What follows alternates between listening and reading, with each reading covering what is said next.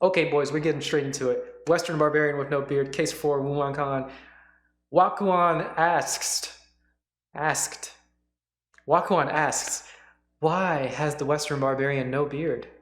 That's it. It's a beautiful koan right there. I might show a picture. No, I'm not going to show a picture. The Western Barbarian is a guy. He has a beard. He has a big red beard. We talked about him in the second case. This is Bodhidharma. So this is a koan. It's about Bodhidharma. He has a thick red beard, and the question is, why does he not have a thick red beard? Why does he not have a beard? Mumon's commentary. Study should be real study. Enlightenment should be real enlightenment. You should once meet the barbarian directly to be really intimate with him. But saying you are really intimate with him already divides you into two. Yes. And the poem. Don't discuss your dream before a fool. Barbarian with no beard obscures the clarity. All right, this is very short and sweet. We can go over the whole case. There's a couple different interpretations, I think, of this one that I like to think about, and there's probably more. These short ones are the tricky ones. So, why has the Western Barbarian no beard? This is why does Bodhidharma have no beard? Wakuan is asking. Bodhidharma is one of the patriarchs. He's the guy who brought he brought Buddhism, from China, he brought Buddhism from India to China. He's a barbarian because he's Indian, not Chinese. That's why he's called a barbarian. And also you call him a barbarian because you're being disrespectful, which is kind of strange. Respect and disrespect is really weird in Buddhism and in Zen Buddhism in particular. Like, you're supposed to be super respectful to everything, so you're not supposed to be. Just be super respectful to everything, but also all the things that you think are sacred, disrespect those because you don't want to get caught up in sacredness. So the Western Barbarian is like super, super well respected. Like, it is a huge thing that this Indian dude came over to teach Buddhism to China.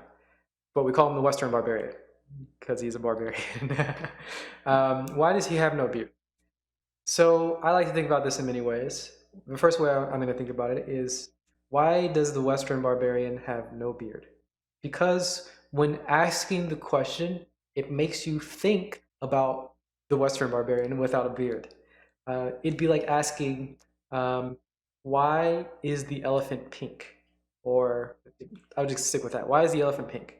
And when you hear that, there are no pink elephants. That doesn't exist. However, you thought about a pink elephant. And because you thought about a pink elephant, there is a pink elephant. You thought about it. So why does the Western Barbarian have no beard? Because you're thinking about it. And why are you thinking about it? Because I asked you. Why did I ask you about it? You can go on further and further and talk about karma and cause and effect or determinism and all that. But the essence of this is because you're thinking about it. So again, we can go back to the first case. Does a dog have Buddha nature? No. The reason why the dog does not have Buddha nature is because the monk is doubting it. Because there's doubt. If you think that the dog does not have Buddha nature, it does not have Buddha nature. If you treat something poorly, it does not have Buddha nature. If you don't think of yourself as enlightened, you are not enlightened. So it's because of your thoughts, and everything is mind created. That's why the Western Barbarian has no beard. That's one interpretation. Another interpretation is why the Western Barbarian has no beard. The Western Barbarian doesn't have a beard. So we have like a big hint within the commentary. If you are intimate with him, it divides you into two. So if you see the Western Barbarian, he is supposedly enlightened. And to be enlightened means that there is no separation between anything. So there's a barbarian, Bodhidharma, with a beard. That's two things. There is no two things here. He is enlightened. He is beyond himself and beardness. He doesn't have a beard. He is the beard. And he is also the entire universe. He is the Buddha nature. There is no barbarian. There is no you. There is only this Tao, Buddha nature, Dharma, whatever you're going to call it. Doesn't matter. We haven't talked about non-duality too much yet, and all the different names that you might want to say. But suffice to say, he does not have a beard. He is the beard. So that's why the Western Barbarian does not have a beard. And with this, again, study should be real study. Enlightenment should be real enlightenment. I said that in a way that felt nice, but I don't understand what that means. So, but going on to the next part of it, when you meet the barbarian, you should be intimate with him. So this is, you should meet the barbarian and be intimate with him. When he's saying be intimate with the barbarian, what he means is that there is no separation between you and the barbarian. Your eyebrows entangle with the other eyebrows. I think that's one of the commentary of case 1. So by saying that, but by saying that you're intimate with him already divides you into 2. So he's making sure that you understand. Being intimate doesn't mean you and him are close. It means that there's no separation. You are him. So maybe why the Western Barbarian has no beard is because Japanese monks didn't have beards, or Chinese monks didn't have beards. Did they not have beards? Don't quote me on that. I'm not sure. But maybe Wakuan in particular. Let's see if there might be pictures of him. Wakuan definitely didn't have a thick beard. Let's just assume Wakuan didn't have a thick beard like Bodhidharma. So maybe that's what he's saying. I, Wakuan, don't have a beard, so the Western Barbarian doesn't have a beard. Something like that. Who knows? Maybe something like that, and so on and so on. So I'm seeing that this is explaining what enlightenment is, and that there's no separation between the beard and the person. So to be more practical with this is saying that you do not have qualities. You are those qualities, right? You do not have a body. You are a body. You do not have thoughts. You are thoughts. So this is very important. Like when you think about your body, why do I have such a nice beard? You don't have a nice beard. You need to take care of your beard as it is yourself, because it is you.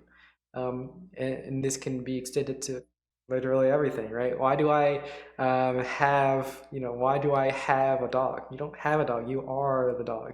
So you need to treat your dog better because your dog is you, and so on and so forth.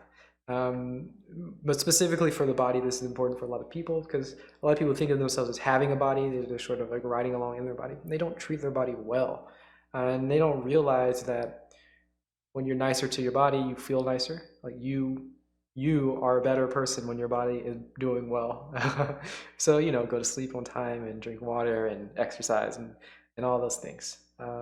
Anyway, that's one of the interpretations. You do not have a body, you are a body. You do not have qualities, you are those qualities, right? You are not subject to karma, you are karma.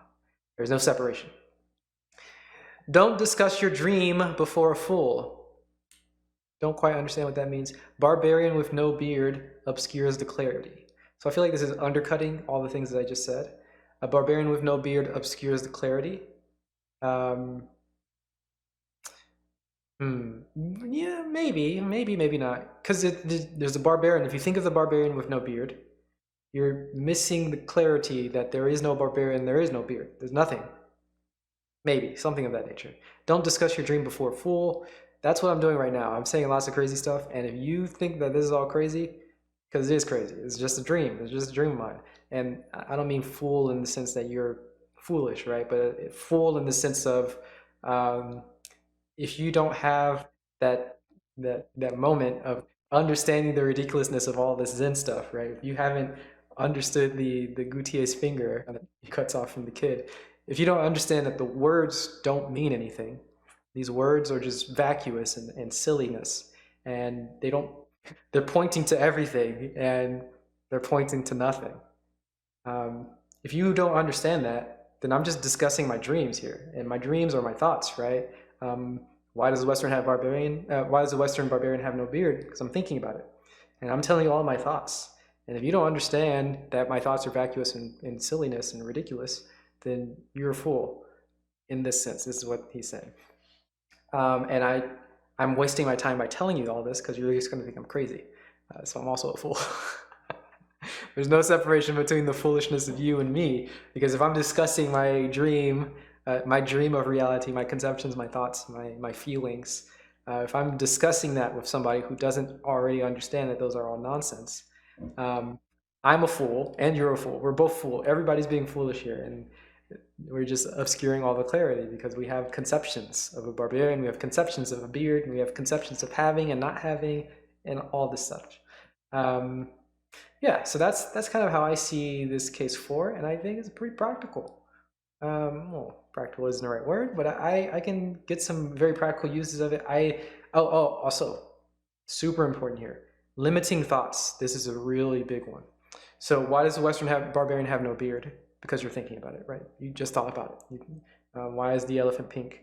Because you just thought about it. Now maybe it goes away immediately, but you thought about it. Now this is with disparaging thoughts or self-deprecating humor or with limiting beliefs. So for example, if somebody says, I will fail my math test or I'm not good at math, why are you not good at math? Because you just thought about it. Stop thinking. You stop thinking, you will that won't be the case. You aren't bad at math until you think that you're bad at math. The Western barbarian doesn't not have a beard until you think that he doesn't have a beard. Yeah. Why do you think that this is foolish? Because you're thinking. Stop thinking. All that stuff, and so on and so forth. Stop thinking is kind of one of the foundational things that we're getting at from here. Man, I really want to understand this part. Study should be real study. Enlightenment should be real enlightenment. Right? It's definitely saying that you need to be intimate. You need to have the enlightenment experience. You need to have that non-separation. But of course, if there's no separation, then what's the difference between study and real study? Oh no. Anyway, I have no idea what that part means, and I will ponder on it. If I get more of a conception, I might make a new video. If you understand what it means, comment down below. Help me out here, because we want to understand real study. We want to understand real enlightenment. And if you like what you see, give it a thumbs up, subscribe, and hit the notification bell. There's going to be a lot more of this stuff coming along, and I hope you have a beautiful rest of your day. Thank you very much for joining me. Bye.